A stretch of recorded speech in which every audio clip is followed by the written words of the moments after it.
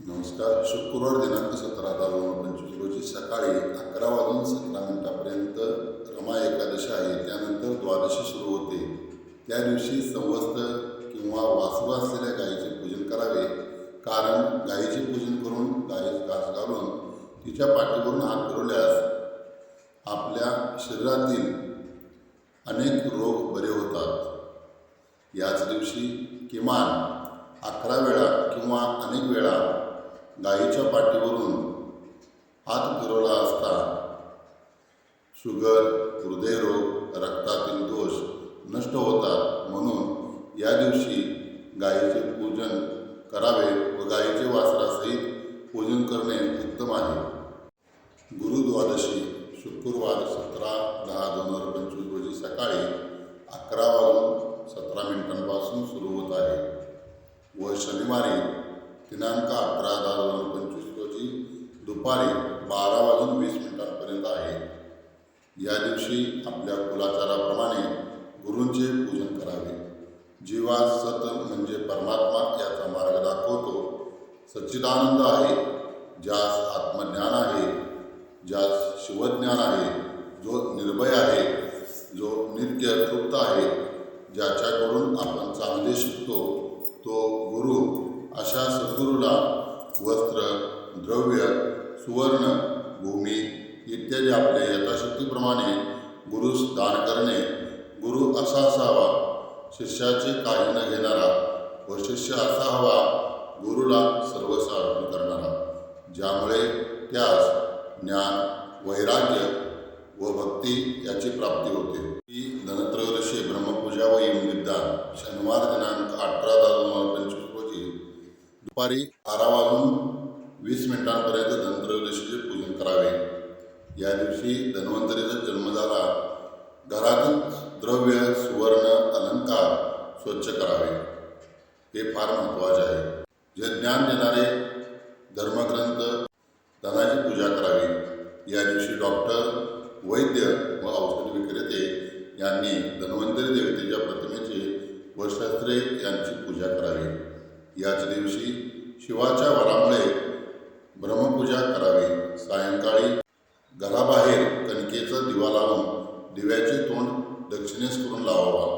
त्यायोगे अपमृत्यूचे संकट व अपघात टळला जातो. याच दिवशी आकाशामध्ये उल्का दर्शन घेतले असता आपणास संपत्ती प्राप्त होते. दीपदान केल्यामुळे ज्ञान वाढते. म्हणून दिव्याची पूजा करावी. आपल्या योग्यतेप्रमाणे तांबा, चांदी याचे दीपदान पूजन करून स्वामींना दान करावे. सोमवार दिनांक 20/10/2025 या दिवशी पहाटे अभ्यंग स्नान करावे. या दिवशी यमतर्पण केले असता अनेक संकटांचा नाश होतो. नरकासूर राक्षसासाठी 4 वातींचा दिवा आपल्या शौचालयात लावावा. आपापल्या कुलधर्म कुलाचाराप्रमाणे कुलदेवास अभिषेक करावा. पूजा, जप, ध्यान व दर्शन घेणे यामुळे कुलाचे संरक्षण होते व कुलधर्म वृद्धी होतो. महालक्ष्मी, महासरस्वती व कुबेर देवतेचे पूजन याच दिवशी म्हणजेच सोमवार दिनांक 20/10/2025 रोजी दुपारी 3 वाजून 45 मिनिटांनंतर अमावस्या सुरू होते. सायंकाळी 6 वाजून 15 मिनिटं ते रात्री 9 वाजून 15 मिनिटांपर्यंत प्रदोषकाळ उत्तम आहे. त्यानंतर रात्री 10:30 ते रात्री 12पर्यंत लक्ष्मीपूजन करू शकता.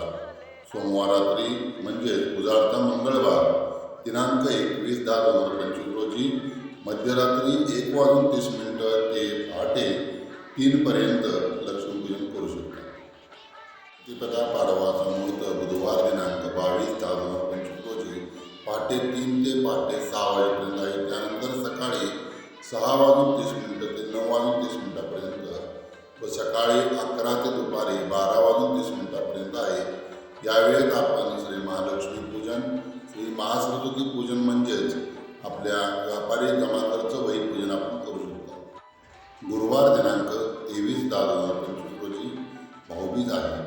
या दिवशी चंद्राचे दर्शन घेऊन पूजा करावे. दूध, साखर व फुटाण्यांची डाळ याचा नैवेद्य दाखवून घरात सर्वांना प्रसाद द्यावा. यामुळे संपत्ती, धनधान्य यांची प्राप्ती होते. याच दिवशी यमद्विती आहे. यावेळी 14 यमदेवतेचे पूजन करून अर्घ्यदान व यमतर्पण करणे, चंद्रदर्शन घेणे, स्त्रियांनी चंद्राला ओवाळणे, या दिवशी यमुना नदीत स्नान करणे पुण्यकारक आहे.